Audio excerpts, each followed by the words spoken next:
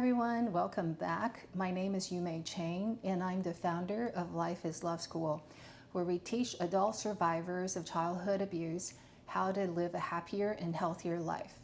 Today's topic is how to stop blaming yourself for the end of a relationship.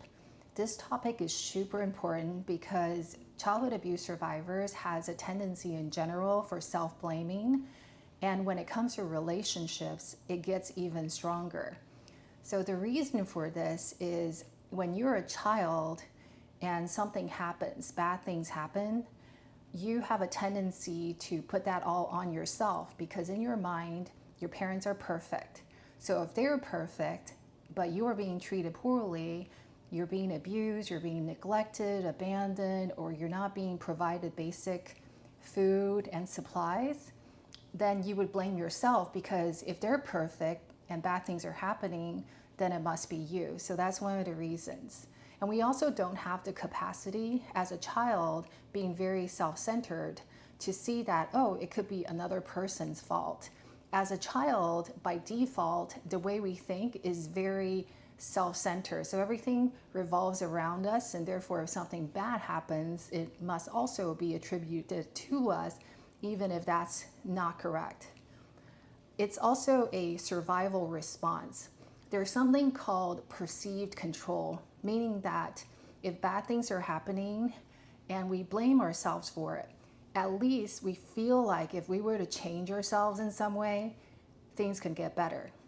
However, if we attribute the bad things to the parents being abusive or the parents being narcissistic, we don't have control over their behavior. So then the world feels very chaotic. So it may sound counterintuitive, but a child blaming herself for the bad behaviors of the parents is actually a way that the child is trying to take back the control that she feels she doesn't have. And a third reason is that the human brain is a meaning-making machine. So when something bad happens, especially children, because they don't know any better, they would try to formulate a reason of, why am I being treated this way? So they'll come up with reasons. Unfortunately, a lot of times children come up with reasons that just don't make sense. A child that's being abused might say, well, it must be because I don't look very good, or it must be because I'm not smart enough, or it must be because my parents never really wanted to have me and I was unwanted. That's why they were mistreating me. Even though that attribution, that reasoning is not correct, it becomes a part of that person's core belief.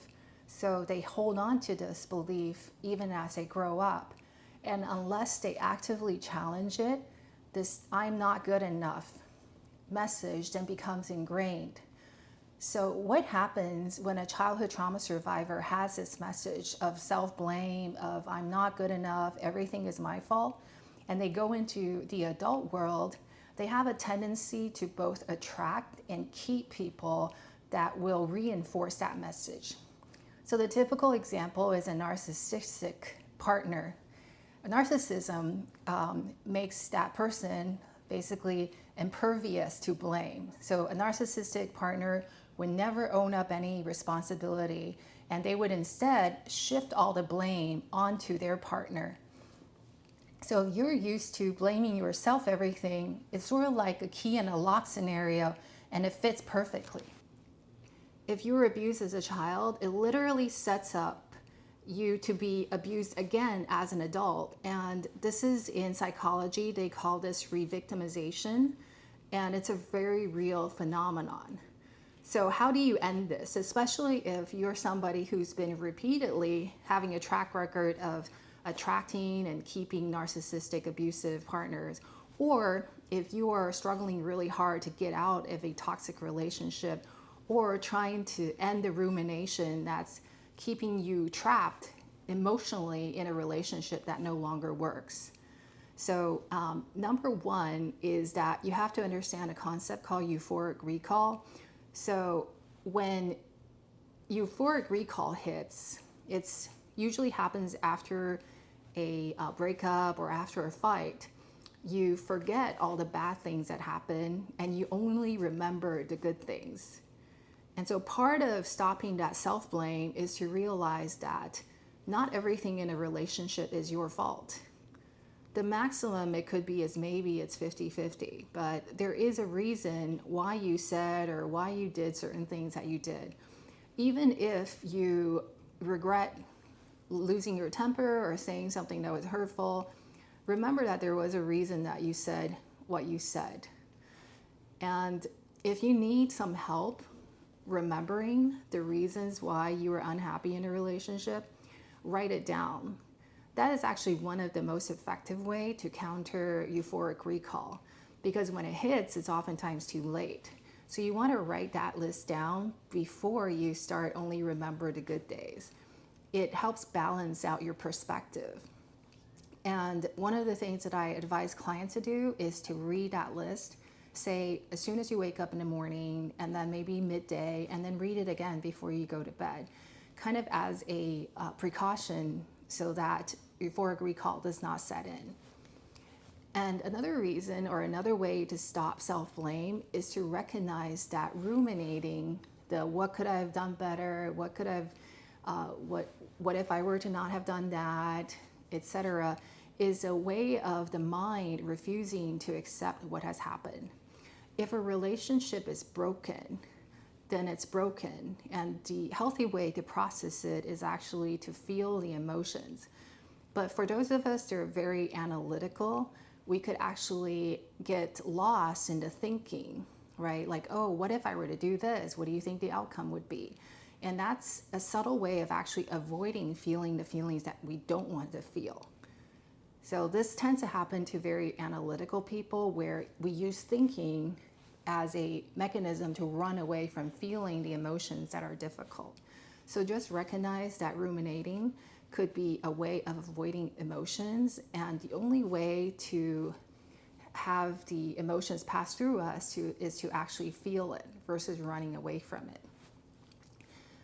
Another reason or another way to stop the self-blame is to recognize that you may feel like you said or did something and that is what broke the relationship, but that's not true. In fact, you cannot ruin a good relationship by setting boundaries. You cannot ruin a good relationship by being honest and open about who you are and what your needs are. So you have to remember that. Anyone who would leave just because you're setting boundaries or asking for what you need wasn't there for you in the first place. They were only looking for a doormat, and they never really loved you for who you are. So when you come from that perspective, you know that you didn't really lose anything. Now, the last point, and I think is also very, very important, is that you have to forgive yourself to end the rumination. So in coaching, we always say, you have to be compassionate towards yourself, because you're always doing the best you can with the knowledge you have at the time. So knowing this, forgive yourself for not doing better, because if you knew better, you would have done better, right? So it's never fair to say, oh yeah, in hindsight, I shouldn't have even dated this person, or in hindsight, I should have heeded a red flag and just cut them out, or in hindsight, if I didn't do this, it wouldn't have happened that way. It doesn't work. Life doesn't work that way. It doesn't work that way for anybody. And just trust that everything is happening at the right place at the right time. Not all relationships are meant to last forever. In fact, a lot of times you have to let go of the old in order to make space for the new. Just ask yourself, right? Sit down with a piece of paper. How often did you recognize that in your life, something that you thought was bad turned out later to lead to something much better? I'm sure if you really think about it, you'll come up with plenty of examples.